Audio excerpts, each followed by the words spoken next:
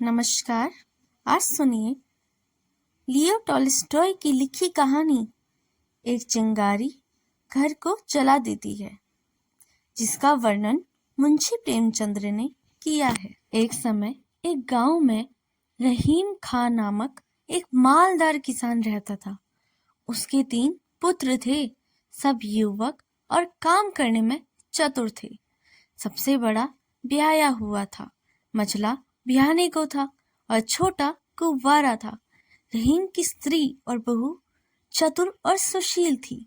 घर के सभी प्राणी अपना अपना काम करते थे। केवल रहीम का बूढ़ा बाप दमे के रोग से पीड़ित होने के कारण कुछ कामकाज नहीं करता था। 7 वर्षों से वह केवल खाट पर पड़ा रहता था। रहीम के पास 3 बैल, 1 गाय, 1 बछड़ा और 15 भेड़ें थी। स्त्रियां खेतों के काम में सहायता करती थी। अनाज बहुत पैदा हो जाता था। रहीम और उसके बाल बच्चे बड़े आराम से रहते थे। अगर पड़ोसी करीम के लंगड़े पुत्र कादिर के साथ इनका एक ऐसा झगड़ा न छिड़ा हुआ होता, जिससे सुखसैन जाता रहा। जब तक बूढ़ा करीम जीता रहा और रहीम के पिता घर का प्रबंध करते रहे, कोई झगड़ा नहीं हुआ। वह बड़े प्रेम भाव से, जैसा कि पड़ोसियों में होना चाहिए, एक दूसरे की सहायता करते थे।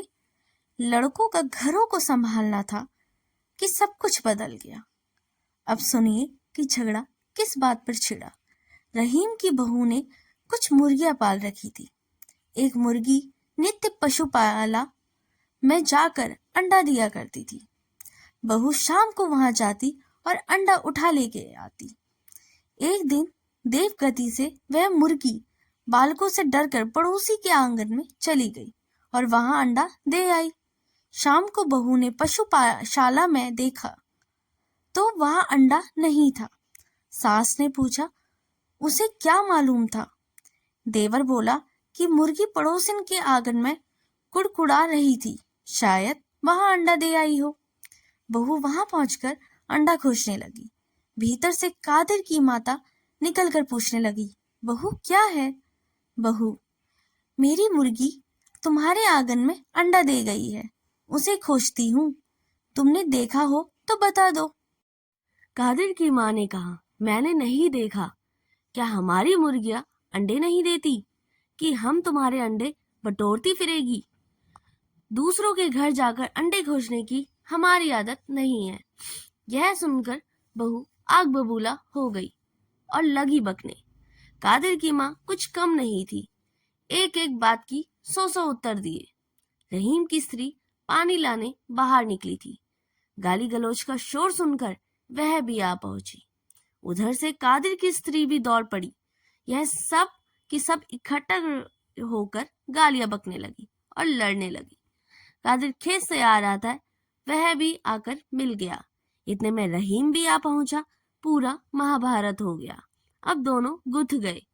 रहीम के कादिर की दाढ़ी के बाल उखाड़ डाले। गांव वालों ने आकर बड़ी मुश्किल से उन्हें छुड़वाया, पर कादिर ने अपनी दाढ़ी के बाल उखाड़ लिए और हकीम पर गान के इल्जाम में जाकर कहा, मैंने दाढ़ी इसलिए नहीं रखी थी कि ये जो उखाड़ ले जाए, रहीम के हर्जाना लिया जाए।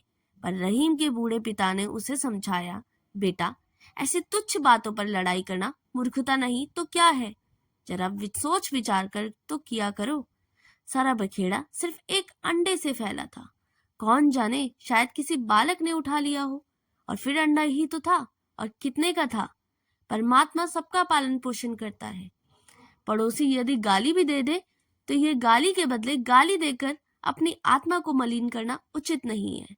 कभी कभी खैर, अब जो होना था वह तो हो ही गया, उसे मिटाना उचित है, बढ़ाना ठीक नहीं है। क्रोध पाप का मूल्य है।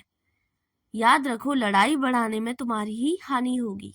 परंतु बूढ़े की बात पर किसी ने कान न धरा। रहीम कहने लगा कि कादिर को धन का घमंड है। मैं क्या किसी का दिया खाता हूँ? पर घर ना भेज दिया तो कहना। उसने भी नलिश ठोक दी। यह मुकदमा चल ही रहा था कि कादिर की गाड़ी का एक कील खो गई। उसके परिवार वालों ने रहीम के बड़े लड़के पर चोरी की नालिश कर दी। अब कोई दिन ऐसा ना जाता कि लड़ाई ना हो। बड़ों को देखकर बालक भी आपस में लड़ने लगे। जब कभी वस्त्र धोने के लिए स्त्रियां नदी पर इकट्ठा होती तो सिवाय लड़ाई के कुछ काम न करती। पहले पहल तो गाली गलौज पर ही बस हो जाती, पर वह एक दूसरे के माल चुराने लगे। जीना दुर्लभ हो गया। न्याय चुकाते चुकाते वहां के कर्मचारी थक गए। कभी कादिर रहीम को कैद करा देता और कभी वह बंदी खाने भिजवा देता। कुत्तों की भांति जितना ही लड़ते थे उतना ही क्रोध बढ़ता था। 6 वर्ष तक यही हाल रहा। बूढ़े ने बहुत तेरा सिर पटका कि लड़को क्या करते हो, बदला लेना छोड़ दो, बैर भाव त्याग कर अपना काम करो। दूसरों को कष्ट देने से तुम्हारी ही हानि होगी। परंतु किसी के कान में जू तक ना रेंगती थी। 7वें वर्षगांठ में किसी के घर विवाह था। स्त्री पुरुष जमा थे। बातें बातें करते रहीम की बहू ने कादिर पर घोड़ा चुराने का दोष लगा दिया। वह आग हो गया। उठकर बहू को ऐसा मुक्का मारा कि वह 7 दिन तक चारपाई पर पड़ी रही। वह उस समय गर्भवती थी। रहीम बड़ा प्रसन्न हुआ कि अब काम बन गया। गर्भवती स्त्री को मारने के अपराध में इसे बंदी खाने ना भिजवाया तो मेरा नाम रहीम नहीं। झट जाकर नालिश कर दी। तहकीकात होने पर मालूम हुआ कि बहू को कोई बड़ी चोट नहीं आई। मुकदमा खारिज हो गया। रहीम कब चुप रहने वाला था। ऊपर की कचहरी में गया और मुंशी को घूस देकर कादिर को बड़ी 20 कोड़े मारने का हुक्म लिखवा दिया।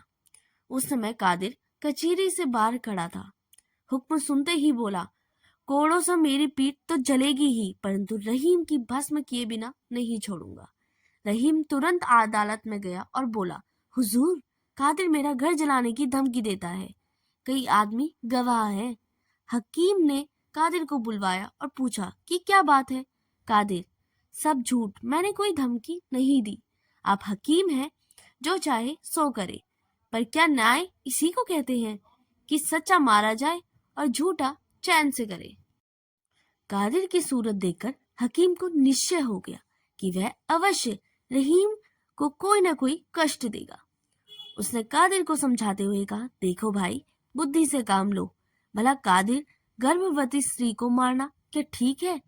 यह तो ईश्वर की बड़ी कृपा हुई कि कोई चोट नहीं आई, नहीं तो जाने क्या हो जाता। तुम विनय करके रहीम से अपना अपराध क्षमा कर लो, मैं हुक्म बदल डालूंगा। मुंशी, दफा 170 के अनुसार हुक्म नहीं बदला जा सकता। हकीम, चुप रहो, परमात्मा को शांति प्रिय है, उसकी आज्ञा पालन करना सबका मुख्य धर्म है। कादिर बोला, हुजूर, मेरी अवस्था अब 50 वर्ष की है। मेरा एक ब्याह हुआ पुत्र भी है। आज तक मैंने कभी कोड़े नहीं खाए। मैं और उससे क्षमा कभी नहीं मांग सकता। वह भी मुझे याद करेगा। यह कहकर कादिर बाहर चला गया। कचहरी गांव के 7 मील पर था। रहीम को घर पहुंचते अंधेरा हो गया। उस समय घर में कोई भी नहीं था, सब बाहर गए हुए थे। रहीम भीतर जाकर बैठ गया और विचार करने लगा। कोड़े लगने का हुक्म सुनकर कादिर का मुख कैसे उतर गया था। बेचारा दीवार की ओर मुंह करके रोने लगा था। हम और वह कितने दिन तक साथ खेलते हैं। मुझे उस पर इतना क्रोध नहीं करना चाहिए था। यदि मुझे कोई कोड़े मारने का हुक्म सुनाया जाता तो मेरी क्या दशा होती।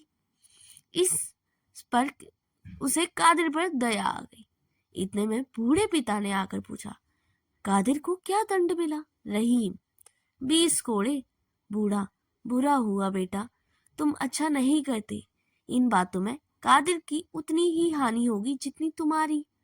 भला मैं यह पूछता हूँ कि कादिर पर कोड़े पड़ने से तुम्हें क्या लाभ होगा?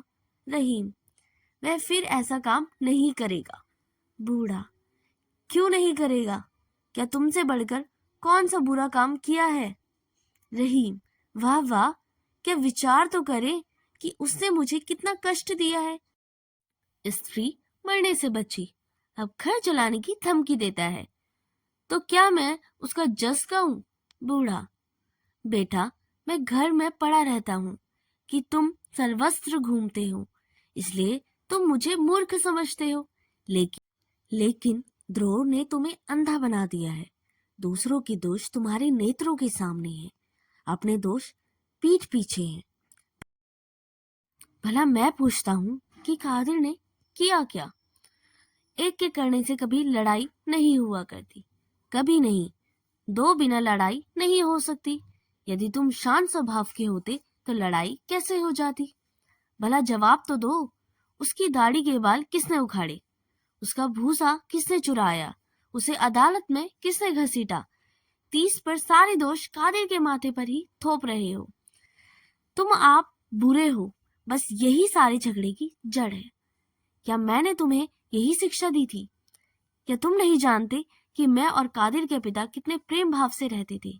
यदि किसी के घर में अन्न चुक जाता तो एक दूसरे से उधार लेकर काम चलता था। यदि कोई किसी के काम में लगा होता तो दूसरा उसे पशु चराता था। एक को किसी वस्तु की जरूरत होती तो दूसरा तुरंत दे देता। ना कोई लड़ाई थी, ना कोई झगड़ा। प्रेम से रहते थे, प्रेम से हमारा जीवन व्यतीत करते थे। अब तुमने महाभारत बना दिया है। क्या इसी का नाम जीवन है? हाय, यह तुम क्या पाप कर्म कर रहे हो? तुम घर के स्वामी हो। यमराज के सामने तुम्हें उत्तर देना होगा बेटा। बालकों और स्त्रियों को क्या तुम शिक्षा दे रहे हो? गाली बकना, ताने देना। कल तारावती पड़ोसिन धन देवी को गालियां दे रही थी। उसकी माता पास बैठी सुन रही थी। क्या यही सही है? क्या गाली का बदला गाली होना चाहिए? नहीं बेटा, नहीं। महापुरुषों का वचन है कि कोई तुम्हें गाली दे तो सह लो, वह स्वयं पछताएगा। यदि कोई तुम्हारे गाल पर एक चाटा मारे तो दूसरा गाल उसके सामने कर दो, वह लज्जित और नम्र होकर तुम्हारा भक्त हो जाएगा। अभिमान ही सब दुख का कारण है। तुम चुप क्यों हो गए? क्या मैं झूठ कहता हूँ? रहीम चुप हो गया, कुछ नहीं बोला। बूढ़ा, महात्माओं का वाक्य क्या असत्य है? कभी नहीं। उसका एक एक अक्षर पत्थर की लकीर है। अच्छा, अब तुम अपने जीवन का विचार करो। जब से यह महाभारत आरंभ हुआ है, तुम सुखी हो या दुखी? जरा हिसाब तो लगाओ कि इन मुकदमों, वकील, ना जाने कितना रुपया खर्च हो चुका है। देखो तुम्हारे पुत्र कैसे सुंदर और बालपन है। कितने तुम्हारी आमदनी घटती जाती है। क्यों? तुम्हारी मूर्खता से। तुम्हें चाहिए कि लड़कों सहित खेती में काम करो, पर तुम पर तो लड़ाई का भूत सवार है। वह चैन लेने नहीं देते। तुम्हारे साल जई क्यों नहीं उगी? इसलिए कि समय पर कोई बोई नहीं गई। मुकदमे चलाओ कि जई बो। बेटा, अपना काम करो, खेती बाड़ी को संभालो। यदि कोई कष्ट दे तो उसे क्षमा कर दो। परमात्मा इसी से प्रसन्न है। ऐसा करने पर तुम्हारा अंतःकरण शुद्ध हो और आनंद प्राप्त करेगा। रहीम कुछ नहीं बोला। बूढ़ा बेटा, अपने बूढ़े मूर्ख पिता की कहना मानो। जाओ कचहरी में जाकर आपस में राजीनामा कर लो। कल शोभे रात है। कादिर के घर जाकर नम्रतापूर्ण उसे न्योता दो और घर वालों को भी यही शिक्षा दो कि बैर छोड़कर आपस में प्रेम बढ़ाए। पिता की बातें सुनकर रहीम के मन में विचार हुआ कि पिताजी सच कह रहे हैं। इस लड़ाई झगड़े से हम मिट्टी में मिल जाएंगे। लेकिन इस महाभारत को किस प्रकार समाप्त करूं? बूढ़ा उसके मन की बात जानकर बोला, बेटा, तुम्हारे मन में की बात मैं जान गया हूँ। लज्जा त्याग कर कादिर से मित्रता कर लो। फैलने से पहले ही चिंगारी को बुझा देना अवश्य है। फैले जाने पर कुछ नहीं बचता। बूढ़ा कुछ और कहना चाहता था कि स्त्रियां कोलाहल करती हुई भीतर आ गई। उन्होंने कादिर के दंड का हाल सुन लिया था। हाल में पड़ोसिन की लड़ाई करके आई थी। आखिर कहने लगी कि कादिर का यह भय दिखता है कि मैंने घूस देकर हकीम को अपनी ओर फेर लिया है। रहीम का सारा हाल लिखकर महाराज की सेवा भेजने के लिए विनय पत्र तैयार किया है। देखो क्या मजा चकाता हूँ। आधी जायदाद न छीन ली तो बात ही क्या है। यह सुनकर रहीम के चित्त में फिर आग दह उठी। आषाढ़ बोने की ऋतु थी। करने को काम बहुत था। रहीम बसौल में गया और पशुओं को भूसा डालकर कुछ काम करने लगा। इस समय वह पिता की बातें और कादिर के साथ लड़ाई सब कुछ भूला हुआ था।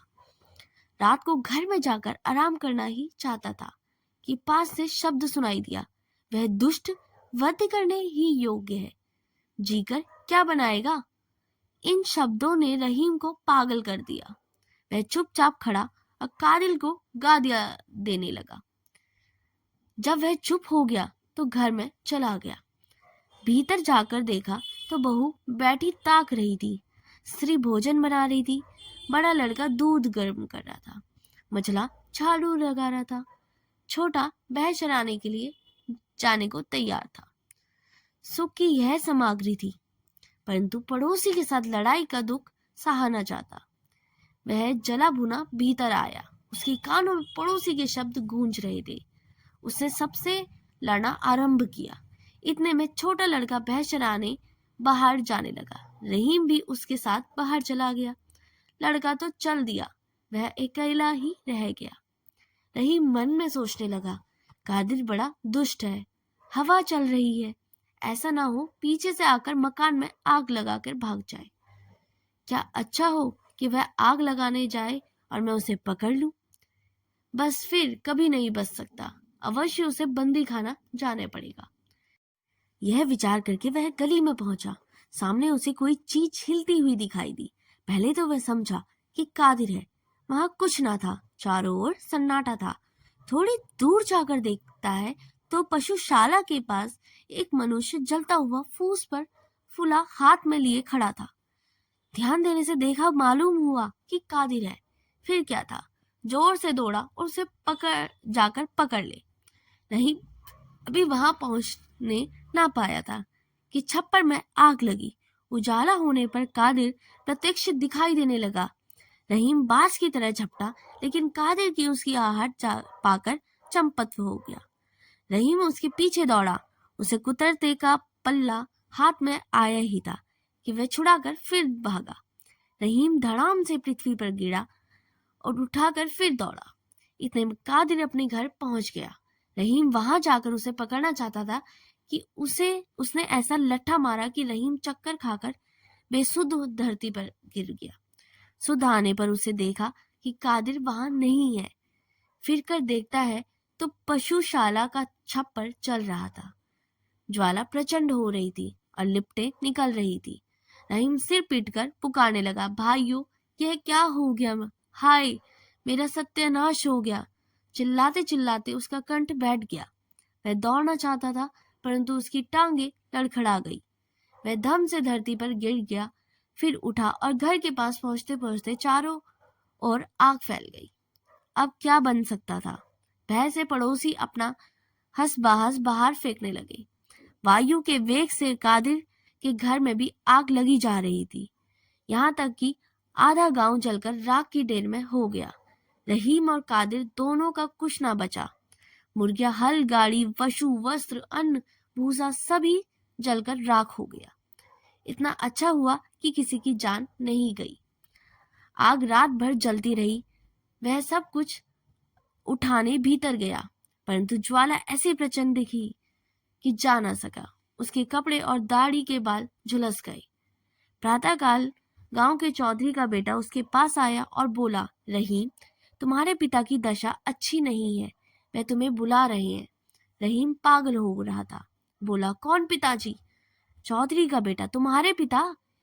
इसी आग ने उनका काम तमाम कर दिया। हम उन्हें यहाँ उठाकर अपने घर ले गए हैं। अब वह बच नहीं सकते। चलो अंतिम भेंट कर लो। रहीम उसके साथ हो लिया और वहां पहुंचने पर चौधरी ने बूढ़े को खबर दी कि रहीम आ गया है। बूढ़े ने रहीम को अपना निकट बुलाकर कहा, बेटा, मैंने तुमसे क्या कहा था?